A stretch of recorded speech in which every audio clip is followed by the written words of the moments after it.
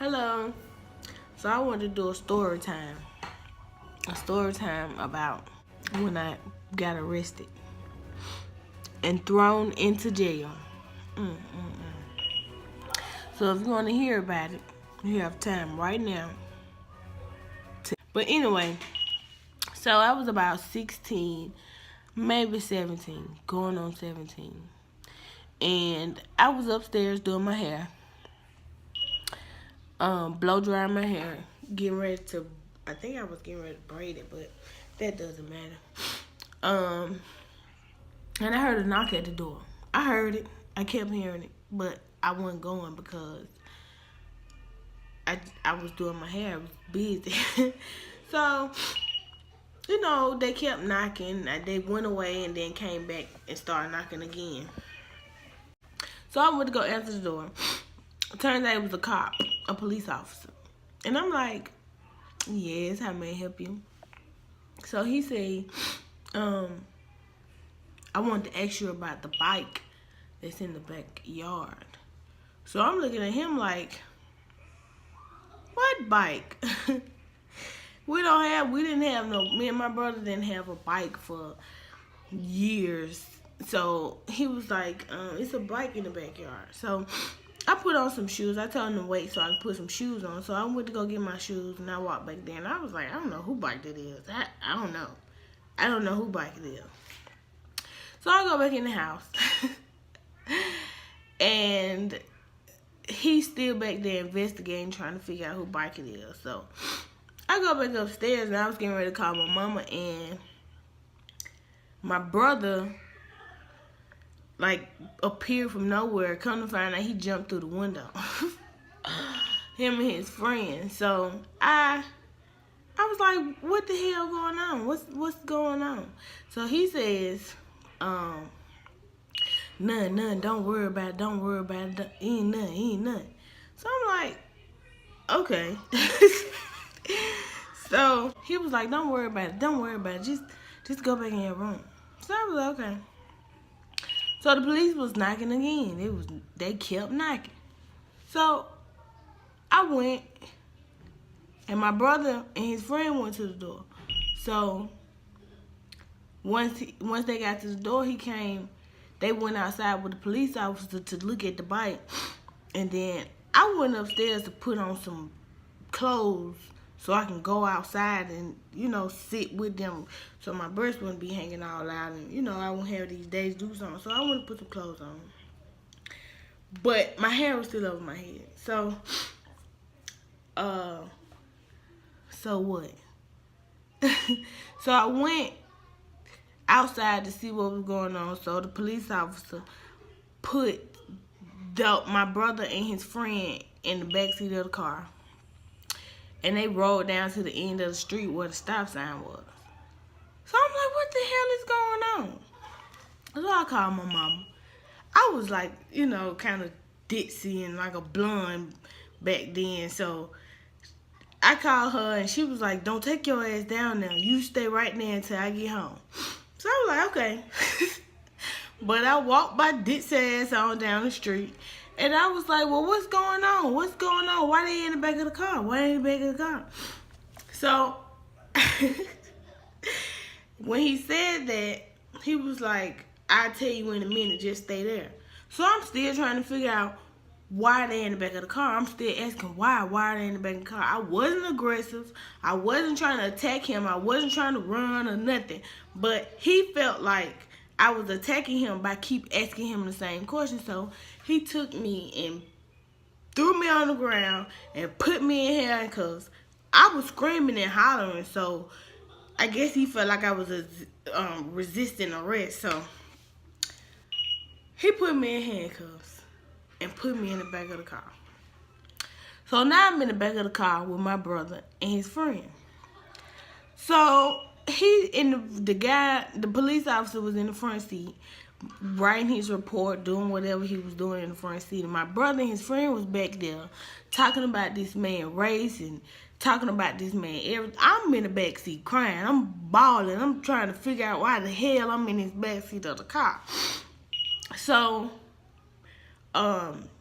my brother and his friend, they just keep talking about he a Mexican dickhead and how he a Mexican this and how he a Mexican that. So, you know, this went on for about 10 minutes. So the officer decided to turn off his camera in the car. So he turns it off and he turns around and he was like, well, I was gonna let y'all go, but since y'all talking about my race and talking about this and talking about that, I ain't letting you go nowhere. So my mama get home. So my mama pulls up in the yard. We pull back up the street to our house. And the officer was like, what the officer said? He said, well, I can release your son in your custody. I can release your son in your custody and we'll drop the other guy off to his aunties or wherever he stay. But your daughter is going to jail. So I'm like, what the fuck? Why I gotta go to jail? So he ended up I'm still sitting in the back seat of my mama trying to convince him, like, what did she do to, you know, go to jail? So, you know, he get back in the car. He did like a U-turn in the middle of the street. He had to stop and write something else. So he told me again the only reason why I'm going to jail is because my brother and his friend was talking all this crap. But I was so young back then, I couldn't like use that against him. I could have used that against him when I went to court, but I didn't use it against him because I didn't freaking know. I don't know nothing about this. Like, this is my first time ever getting in trouble with the law. So, okay, so my mama was like, don't worry about it. I'm gonna come get you and blase. So I'm crying all the way to the jailhouse. We get to the jailhouse. I'm crying even more. One, because why the hell am I here? I didn't steal shit. I didn't take nothing. I didn't do nothing. I shouldn't be here. I shouldn't be here with you, Mr. Officer.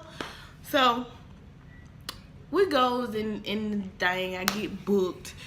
I'm sitting in this room out like in the waiting area, I guess, where you get your fingerprints and all that. So, you know, I'm still looking like, I can't believe I'm up in here. Like, damn, I need to wake up. I need to freaking wake up. So I get fingerprinted. Then I had to go sit in this room, like a room where they closed the door, and there was like a few other women in there. These women trying to figure out how they finna use this faucet to get this water, and talking about who in the back, talking about it was a lady back there who put a child in the blender, and talking about one lady who cut her husband. Now, I'm like, why the fuck I'm in here with all these people?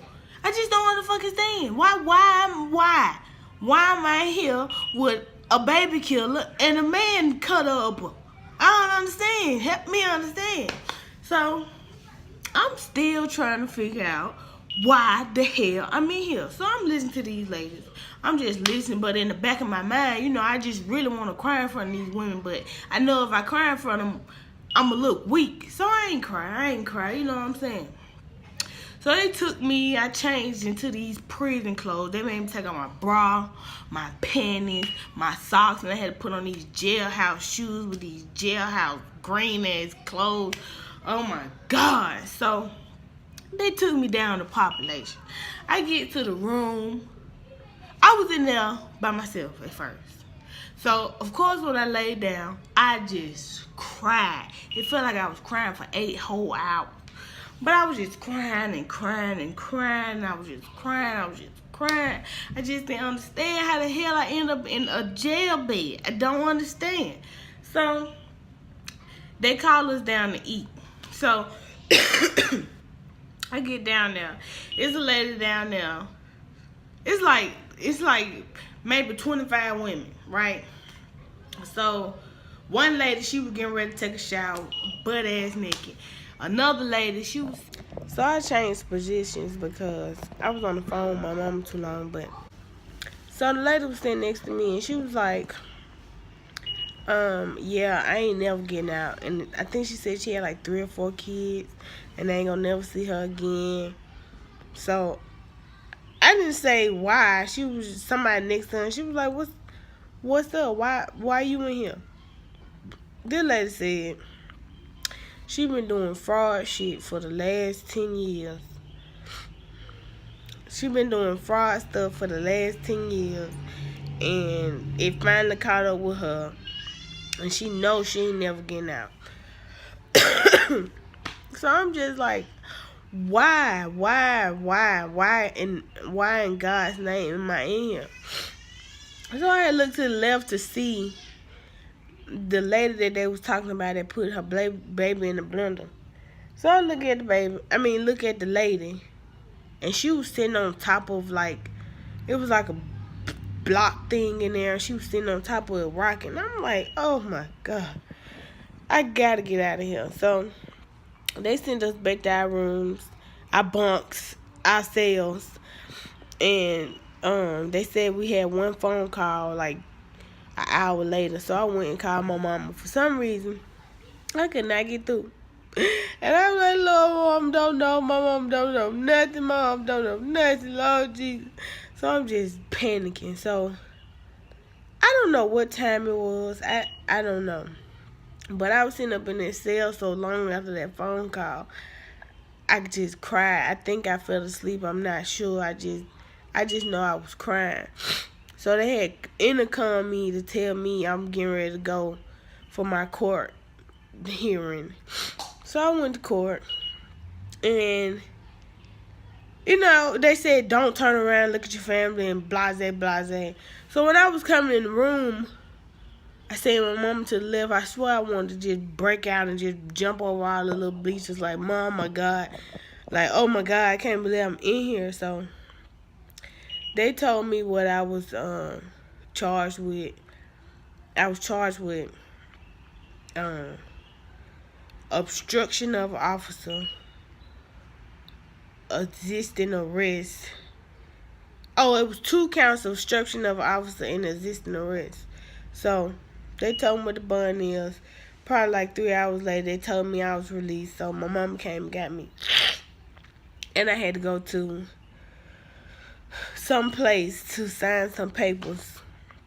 And it was just the most horrifying thing in the whole world. So when I got home, my mom had cooked, so I ate. I ate and I cried some more, and I ate and I cried some more. It was just so, I couldn't believe that I was in this situation, like, really. So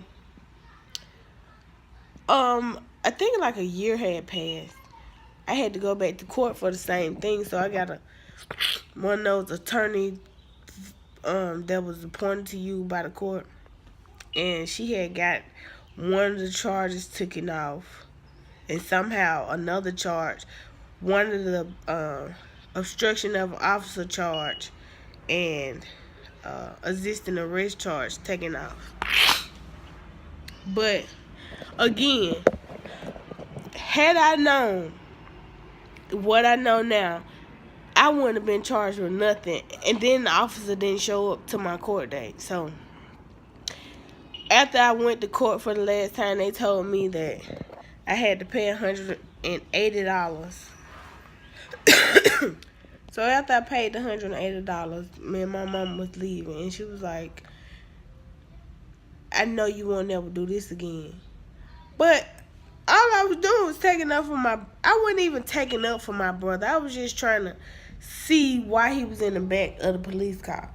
But no, I would never, ever, unless it's one of my children, find out what the problem is again, because that was the worst experience of my life, going to jail with people that I didn't even deserve to be in jail with, for trying to see what was going on. Like, that's all I was trying to do, see what was going on and why he was in jail. Why he was in the back of the police car. But woo, never again.